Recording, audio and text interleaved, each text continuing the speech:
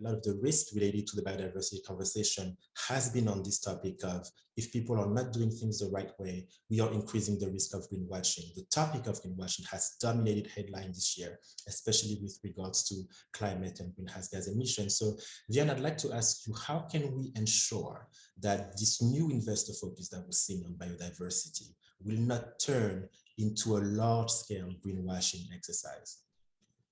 I mean, that is such a great question, Frank. And we've seen the investment industry start to really scrutinize the way that it's reporting on various aspects of the sustainability characteristics of its investments. And the regulator has put pressure on the investment management industry to do so too. And I think that the way forward, and I think that the investment managers are absolutely striving for this. You've seen it in some of the approaches that we've heard just now. How do we make sure that there's as much transparency as possible through to the underlying data? How do we make sure that we're using rigorous sources that are either scientifically peer-reviewed or they're drawing from golden sources of information around this area?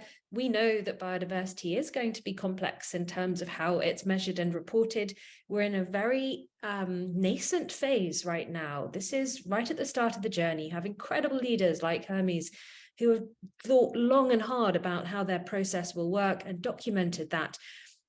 Really, many investors are at the start of that journey, and the capacity building around the subject alongside transparency in the metrics is going to be key as this evolves.